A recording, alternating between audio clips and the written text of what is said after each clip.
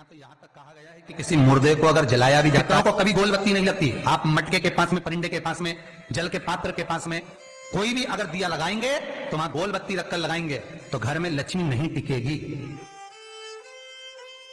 कई लोग कहते हैं कि परिंदे के पास, मटके के पास में, पानी के स्रोत के पास में जहां जल भरते हैं, ठंडा रखते हैं, टंकी रखते हैं, वहां पर मटके के पास बत्ती लगाओ, दिया लगाओ, पितर शांत रहेंगे। तो पितरों को शांत करो, मना नहीं है, पर दिया लगाने का नियम है कि पितरों को अगर आप दिया लगा रही हो मटके के पास, परिंदे के पास, या अमावस्या के दिन पितरों के लिए अगर दीप लगा रही हो तो गोल बत्ती अगर लगाओगी तो कार्य कभी सफल नहीं होगा।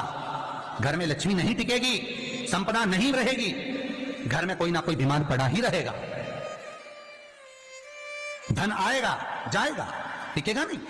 इसलिए पितरों के लिए अगर दिया लगाना है, पूर्वजों के लिए दिया है, तो कपाल क्रिया तक रुकना पड़ता है कि थोड़ा रुकिए, कोई पीछे से आकर कुछ कर ना जाए। दीप जलाने थोड़ी देर रुकिए। और दीप का भी नियम है हमारा, दीप का भी नियम है। दिए में जो फूल बत्ती लगती है, गोल बत्ती लगती है, गोल वाली, ये बत्ती हमेशा कोई विष्णु भगवान की पूजन कर रहे हो, शिव जी की पूजन कर रहे हो, कोई अन्य देवता का अगर आप स्मरण कर रहे हो तो गोल बत्ती लगाई जाती है। भगवान के मंदिर में पूजन कर रहे हो तो गोल बत्ती लगाएं। लंबी बत्ती, लंबी वाली जो बत्ती होती है लक्ष्मी की पूजन में, देवी पूजन में, जितनी भी माताओं की आप पूजन करोगे, जितनी भी देवियों का आप स्मरण करोगे, उसमें लंबी बत्ती का प्रमाण। पितरों की पूजन में लंबी बत्ती का प्रमाण है। लगाना है पितरों के लिए अगर दीप लगाना है तो लंबी बत्ती लगाइए, लंबी बत्ती। महाराज लंबी बत्ती का प्रमाण हमारे यहां शास्त्र का, गोल बत्ती का प्रमाण। और सुंदर चरित्र कहा, यदि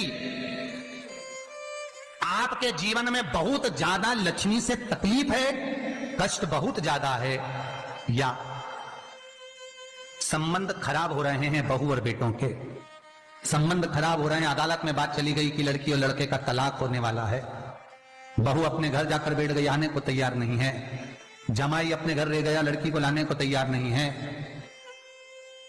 सास बहू में आपस में तनमन चल रही है, प्रेम बिल्कुल नहीं है, या लक्ष्मी आती ही नहीं, बहुत कष्ट है, जमीन जायदाद पड़ी बिक नहीं रही, तो एक काम करना, इतना दुख अगर आपके जीवन में है तो कार्तिक के महीने तक रुको, और कार्तिक का महीना आए, त्रयोदशी तिथि आए, कोई सा भी हो, सोमवार, रविवार, मंगल, बुध, कोई सी भी त्रयोदशी, प्रदोष, कोई सी भी प्रदोष तिथि आए, उस दिन तुलसी की लकड़ी, पहले से तुलसी आपके घर में अगर सूखी हो, तुलसी सूख गई हो, तो उसकी जो लकड़ी होती है, उस लकड़ी का 7 लकड़ी का बंडल बनाकर दीप बना लो।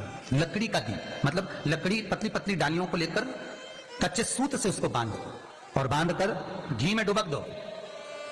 कार्तिक के महीने में शुक्ल पक्ष की त्रयोदशी तिथि जब आए, प्रदोष का जब व्रत आए, उस दिन भगवान के मंदिर में, शिव मंदिर में नहीं, भगवान किसी भी देवता के मंदिर में, विष्णु के मंदिर में, नारायण के मंदिर में, कृष्ण मंदिर में, राम मंदिर में, किसी भी मंदिर में, मंदिर ना हो तो अपने घर के मंदिर में शाम के समय पर उस तुलसी की लकड़ी का दीप, दिया भरकर उसमें घी डालकर जो दीप प्रकट कर देता है, जला देता है, दीप को प्रज्वलित कर देता है, उसके घर में कभी संपदा की कमी नहीं होती। महाराज विष्णु पुराण में स्पष्ट लिखा है।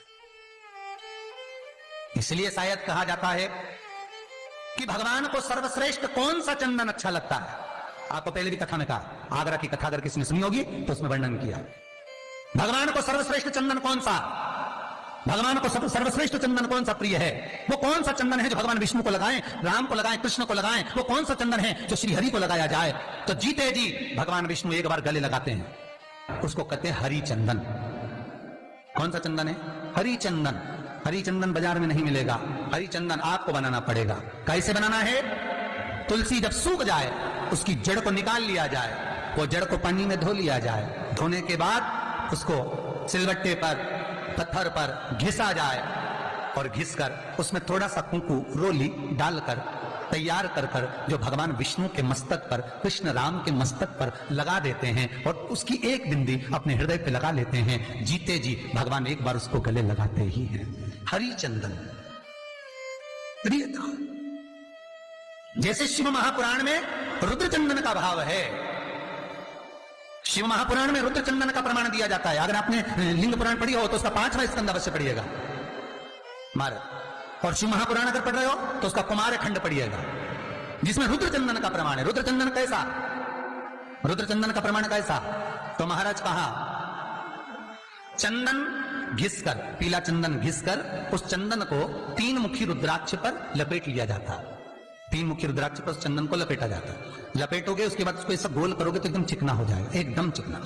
ठीक है, एकदम चिकना हो जाएगा। और उस चंदन को आप शिवरात्रि के दिन, और कोई से भी महीने की शिवरात्रि, किसी भी महीने की हो, सब फलदायी होती है। अगर आप पंचांग में देखेंगे तो शिवरात्रि लिखी हुई आती है, हर महीने शिवरात्रि पड़ती है। किसी भी महीने की शिवरात्रि पर रुद्र चंदन, अर्थात जो चंदन का आपने तीन मुखी रुद्राक्ष में लेपन करा है, उसका गोला बनाया है, वो चंदन अच्छा मोटा मोटा कर लेना, अच्छा बढ़िया, ऐसा नहीं थोड़ा बहुत ही लगा, पूरा रुद्राक्ष दिखना नहीं चाहिए।